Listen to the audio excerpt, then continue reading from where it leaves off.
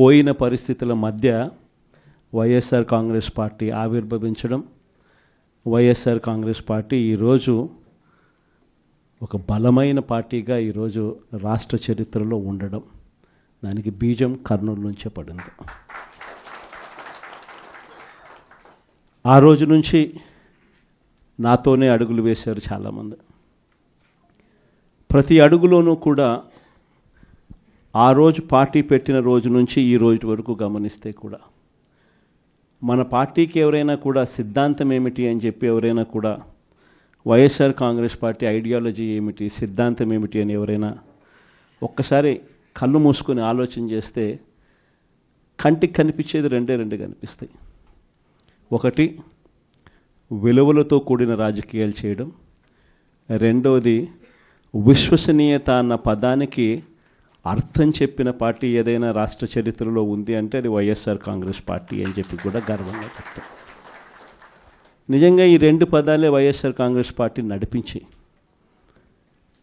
అదే మాదిరిగా ఒక నాయకుడిగా గట్టిగా ఈ సిద్ధాంతాలను నమ్మి ఒక నాయకుడిగా అడుగులు ముందుకు వేశాను. నాలో ఈ గుణాలను చూసి మీరంతా కూడా నాకు తోడుగా ఇన్ని సంవత్సరాల పాటు అడుగు వేశారు. ఈరోజు నేను ఒకటి చెప్తా ఉన్నా, రాజకీయాలలో గెలుస్తాం, ఓడిపోతాం, ఇది వేరే విషయాలు. కానీ ఈ రోజుకి కూడా ఖచ్చితంగా ఒకటైతే చెప్తాను, వైఎస్ఆర్ కాంగ్రెస్ పార్టీకి సంబంధించిన ఏ నాయకుడైనా కూడా, ఏ జెడ్పీటీసీ అయినా, ఏ ఎంపీటీసీ అయినా, ఏ సర్పంచ్ అయినా, ఏ వార్డు మెంబర్ అయినా, ఏ కార్యకర్త అయినా కూడా, జిల్లా స్థాయి నుంచి గ్రామ స్థాయి వరకు ఏ నాయకుడైనా, ఏ కార్యకర్త అయినా కూడా గర్వంగా కాలర్ ఎగరేసుకొని ఏ ఇంటికైనా వెళ్ళి ఆ ఇంట్లో చిక్కటి చిరునవ్వుల మధ్య వాళ్ళ ఆశీస్సులు తీసుకునే కెపాసిటీ, వాళ్ళ ఆశీస్సులు తీసుకునే పరిస్థితి ఏ నాయకుడికైనా ఉంది అని అంటే అది ఒక్క వైఎస్ఆర్ కాంగ్రెస్ పార్టీ నాయకులకు మాత్రమే ఉందని గర్వంగా చెప్పగలం. ఎందుకనంటే మనం రాకమునుపు రాజకీయాలు ఒక మాదిరిగా ఉండి, మనం వచ్చిన తర్వాత రాజకీయాలకు అర్థం ఇది అని చెప్పి తిరగరాసిన చరిత్ర ఏ పార్టీకైనా ఉంది అని అంటే అది ఒక వైఎస్ఆర్ కాంగ్రెస్ పార్టీకి మాత్రమే ఉంది అని కూడా గర్వంగా చెప్పగలుగుతా. మనమంతా ప్రజల తరపున వాళ్లకు తోడుగా నిలబడాల్సిన సమయం వచ్చింది. గ్రామ స్థాయి నుంచి మనం బలోపేతం, మళ్ళీ ఆర్గనైజ్డ్గా బలోపేతం జరగాలి. జిల్లా స్థాయిలోనూ, మండల స్థాయిలోనూ, గ్రామ స్థాయిలోనూ, ప్రతి స్థాయిలోనూ కూడా మనమంతా కూడా క్యాడర్ను మొత్తం ఏకం చేయాలి, ఆర్గనైజ్డ్ పద్ధతిలోకి తీసుకొని రావాలి. ప్రతి సమస్యలోనూ ప్రజలకు తోడుగా ఉండే కార్యక్రమం ముమ్మరంగా అడుగులు వేయాల్సిన అవసరం వచ్చింది. ఈరోజు జరుగుతూ ఉన్న పరిస్థితులు, విషయాలు కూడా మీ అందరికీ కూడా తెలుసు. రెడ్ బుక్ రాజ్యాంగంలో ఎలా జరుగుతూ ఉన్నాయన్నది కూడా మీ అందరికీ కూడా తెలుసు. చంద్రబాబు నాయుడు గారు అనే వ్యక్తి ముఖ్యమంత్రిగా ఉన్నాడు. మామూలుగా ముఖ్యమంత్రిగా ఉన్న వ్యక్తికి ఒక హుందాతనం ఉంటుంది. ఈ మనిషికి ఆ హుందాతనం లేదు.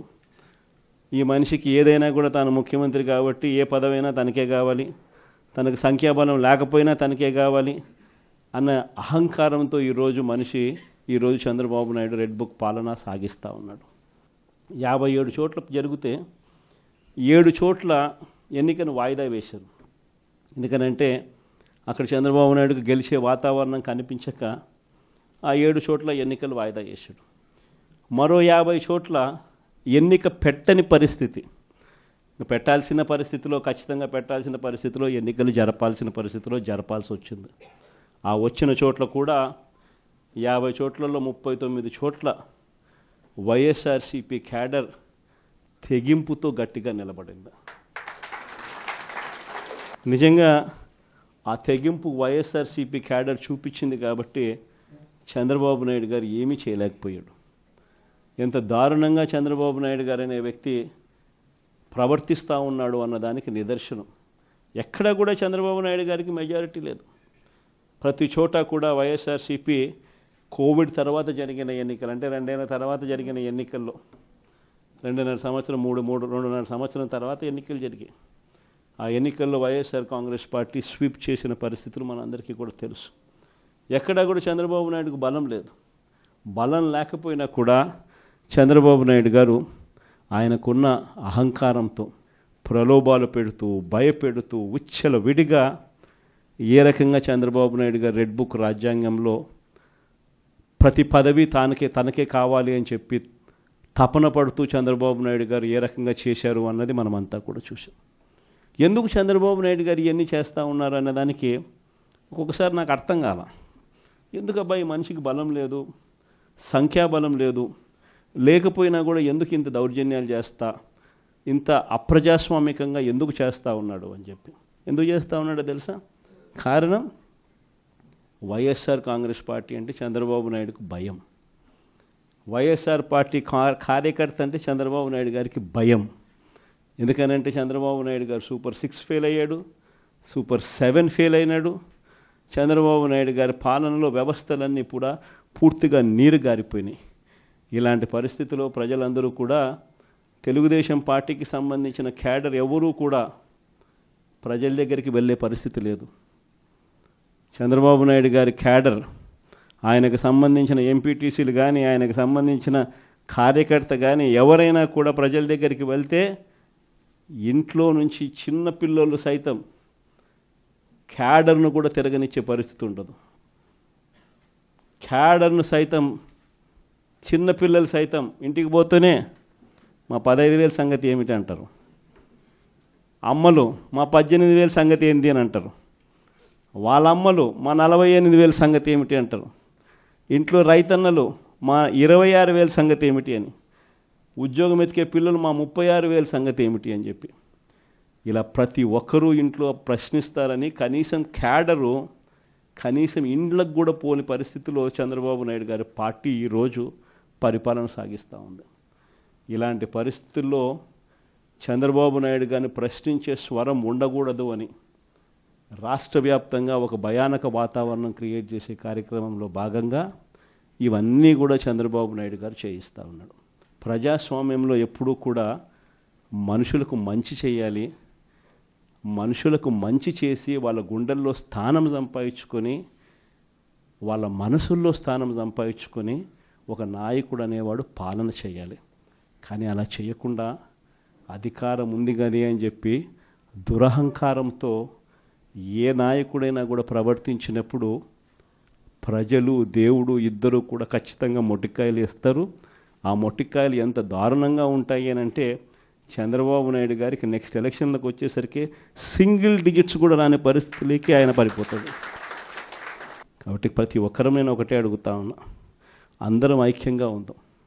మొన్న కూడా చూసాం, చంద్రబాబు నాయుడు గారు భయపడిచ్చే ప్రయత్నాలు ఎక్కువ చేస్తాడు. మొన్న రామగిరిలో మనం అంతా చూసాం ఏం జరిగిందో. రామగిరి మండలంలో 10 ఎంపీటీసీలు ఉంటే 9 వైఎస్ఆర్సీపీ 9 గెలిచింది.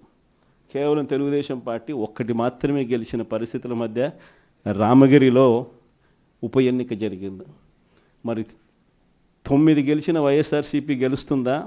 కేవలం 1 గెలిచిన తెలుగుదేశం పార్టీ గెలుస్తుందా? ఎవరికైనా అర్థమవుతుంది 9 గెలిచిన వైఎస్ఆర్సీపీనే ఆ ఉప ఎన్నికల్లో గెలుస్తుంది అని. కానీ ఆ ఎన్నికల్లో ఆ రిజల్ట్ను తారుమారు చేసేందుకు ఏకంగా పోలీస్ ప్రొటెక్షన్తో ఎంపీటీసీలు ప్రయాణం చేయాల్సి వచ్చింది.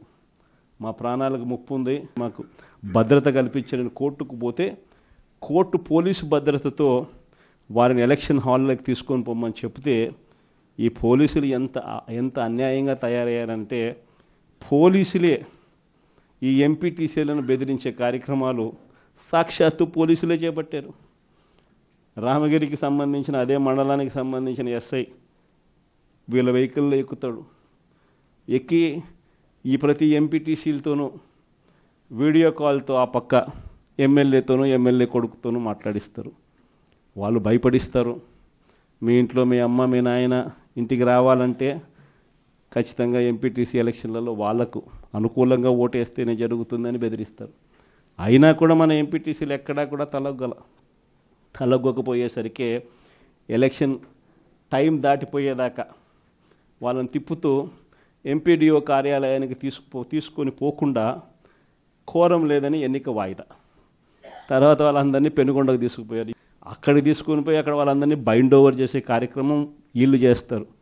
ఏమయ్యా ఈ అన్యాయం అని చెప్పి మన పార్టీ జిల్లా అధ్యక్షురాలు ఉషమ్మ గట్టిది స్టీల్ లేడీ అని చెప్పాలి, ఆవిడతో పాటు కంటెస్ట్ చేసిన ఎమ్మెల్యే ఇద్దరికి పోయి మా ఎంపీటీసీలు మీరు ఎలా నిర్బంధిస్తారని చెప్పి పెనుగొండలో ఆయన ధర్నా చేస్తే, ధర్నా చేసినందుకు వీళ్ళ మీద కేసులు. వీళ్ళు మా పార్టీకి సంబంధించిన మా ఎంపీటీసీలకు తోడుగా నిలబడేదానికి వీళ్ళు పోతే వీళ్ళ మీద కేసులు పెట్టి అరాచకం సృష్టించే కార్యక్రమం. ఇద్దరితో ఆగల. మళ్ళీ రామగిరిలో మళ్ళీ ఎన్నిక జరపాల్సి వస్తుంది కాబట్టి భయానక వాతావరణం క్రియేట్ చేయడం కోసం అని చెప్పి లింగమయ్య అని చెప్పి మన పార్టీకి సంబంధించిన ఒక కురుబ నాయకుడు, ఒక బీసీ నాయకుడు ఏకంగా యాక్టివ్గా ఉన్నాడు అని ఆ మనిషిని కొట్టి చంపారు. నిజంగా ఆశ్చర్యం అనిపించింది, బాధ అనిపించింది. ఎందుకు ఈ రాజకీయాలు ఈ స్థాయికి దిగజారుస్తున్నారు అని చెప్పి. అరే మంచి చెయ్యి, సూపర్ 6 హామీ ఇచ్చినాం, సూపర్ 7 హామీ ఇచ్చినాం, పిల్లలకు చేయాల్సిన ఫీజు రియంబర్స్మెంట్ బకాయిలు పెండింగ్లో పెట్టాం, ఆరోగ్యశ్రీ బకాయిలు పెండింగ్లో పెట్టాం, రైతులకు అన్యాయం చేస్తూ ఉన్నాం. ఇవన్నీ సరిదిద్దుకొని మంచి చెయ్యి, ప్రజల మనసుల్లో స్థానం సంపాదించుకుంటే ఆటోమేటిక్లీ ప్రజలు ఓట్లు వేస్తారు. కానీ ఈ మాదిరిగా దిగజారిపోయి మనుషులను చంపే స్థాయిలో రాజకీయాలు చేయడం మొదలు పెడితే, దానికి పోలీసులను ఉపయోగించుకునే కార్యక్రమం చేస్తే వ్యవస్థలు ఎంత దిగజారిపోతాయి అని చెప్పడానికి పూర్వపు రోజుల్లో మనం అంతా బీహార్ గురించి మాట్లాడేవాళ్ళం. బీహార్లో ఎలా ఉండేటివి, బీహార్లో అలా ఉండేటివి అని. ఈరోజు బీహార్ గురించి మాట్లాడాల్సిన పనుల ఆంధ్ర రాష్ట్రం ఎలా ఉంది అని చెప్పి చూస్తే బీహార్ను మించిపోయిన పరిస్థితిలో ఆంధ్ర రాష్ట్రం కనిపిస్తూ ఉంది ఈరోజు ఆంధ్ర రాష్ట్ర పరిస్థితి. ఇలాంటి పరిస్థితుల మధ్య మనం యుద్ధం చేస్తూ ఉన్నాం. మీ అందరికీ నేను ఒకటే చెప్తా ఉన్నా, కష్టాలు శాశ్వతం కాదు. ఒక చీకటి వచ్చిన తర్వాత ఖచ్చితంగా వెలుతురు వస్తుంది. ఇది ప్రతి ఒక్కరం గుర్తుపెట్టుకోండి. చూస్తూ కన్ను మూసుకుంటే 3 ఏళ్ళు కూడా అయిపోతుంది. ఈ 3 ఏళ్ళు మాత్రం గట్టిగా తోడుగా నిలబడండి, నాకు తోడుగా నిలబడండి, ప్రజలకు తోడుగా నిలబడండి. ఆ తర్వాత మళ్ళీ వైఎస్ఆర్ కాంగ్రెస్ పార్టీ మళ్ళీ అధికారంలోకి ఖచ్చితంగా వస్తుంది. ఈసారి జగన్ 2 పాలన ఖచ్చితంగా జరుగుతుందని మాత్రం చెప్తాను. ఈసారి జగన్ 2 పాలనలో మాత్రం ప్రతి కార్యకర్తకు మీ జగన్ తోడుగా ఉంటాడని ఖచ్చితంగా చెప్తాను. కాబట్టి ఖచ్చితంగా ఈ 3 ఏళ్ళు ప్రజల తరపున నిలబడదాం, ప్రజల కోసం పోరాడదాం. విలువలు విశ్వసనీయతతో కూడిన రాజకీయాలకు వైఎస్ఆర్ కాంగ్రెస్ పార్టీ